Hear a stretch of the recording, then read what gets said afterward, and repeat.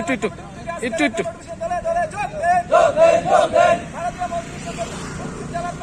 क्या पहचान BMS का क्या पहचान देश के हित क्या करेंगे काम करेंगे देश के हित क्या करेंगे काम बोलिए भारत माता के भारत माता के भारत माता के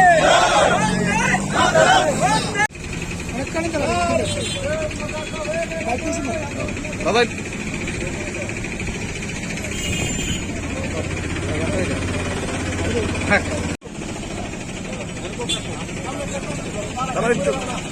একটু দাঁড়ান একটু দাঁড়ান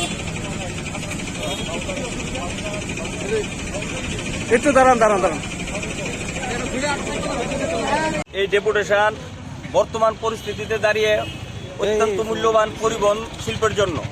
আপনারা সবাই অবগত, সমস্ত রাজ্যবাসী জানে পরিবহন শিল্পের উপর বিশালভাবে আঘাত আসছে। আঘাতের এক নাম্বার নমুনা হচ্ছে গাড়ির যে ফাইন পেনাল্টি, স্পট পেনাল্টি।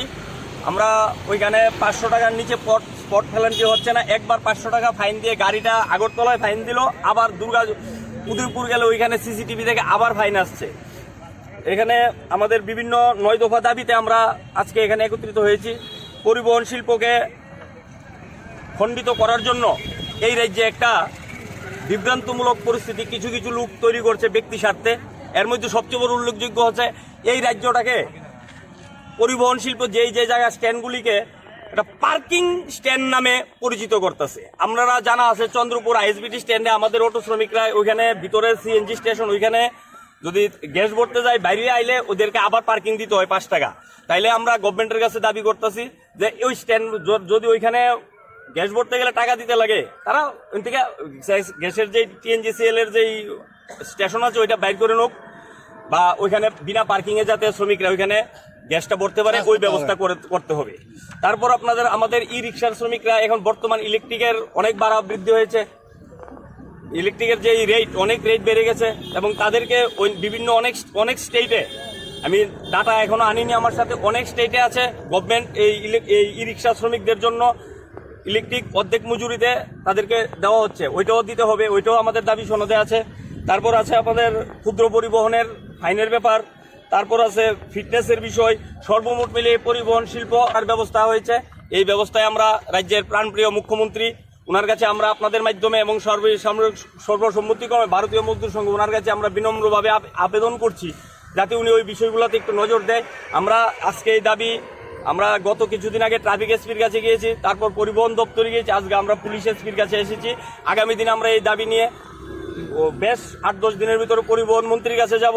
তারপর এই দাবি নিয়েই আমরা MP সাহেবের কাছে যাব। তারপরে এই দাবি নিয়ে আগামী 28-29 মে আমাদের মে মাসে 28-29 তারিখ আমাদের দিল্লিতে কনফারেন্স আছে। ওইখানে আমরা ওই দাবিগুলা সর্বভারতীয় যে আমাদের ট্রান্সপোর্ট মহামন্ত্রী গোলেজি ওনার হাতেও আমরা এই দাবিগুলা তুলে দেব কেন্দ্রীয় মিনিস্টারের উদ্দেশ্যে, কেন্দ্রীয় পরিবহন মন্ত্রী মিনিস্টারে। এই দাবি আমরা মানছি না এবং মানতে পারছি না, কারণ এই রোজগারের উপর আমাদের সংসার, পরিবহন এই ব্যবস্থার উপর আমরা সংসার চলছে। কিন্তু আমাদের অবস্থা আজকে খুব শোচনীয়।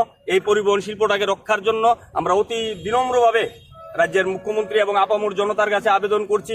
তারপর একটা মিটার অটো, অনেকে জানেন আপনারা মিটার অটো বর্তমান লাগাতে হবে, এটা আরেকটু সময় নিতে হবে, কারণ এতগুলা মিটার ওনাদের কাছেও নেই, সরকারের কাছেও এতগুলা মিটার নেই যে 1 দিনে 2 দিনে 5 দিনে লাগাতে হবে। কিন্তু এইগুলা বিভিন্ন শালবাগান ওই জায়গায় দাঁড়িয়ে পুলিশ ফাইন করছে।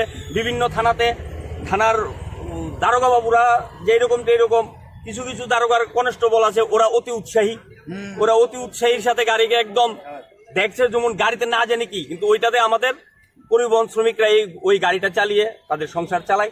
এই আবেদন রেখে আমরা আজকে মাননীয় SP সাহেবের কাছে যাচ্ছি। তারপর আপনার ধীরে ধীরে স্তরে আপনার বিভিন্ন জায়গায়। আপনার নাম আর ডেজিগনেশনটা? আমি বাবুল ঘোষ, ভারতীয় মজদুর সংঘ ডিস্ট্রিক্ট সম্পাদক।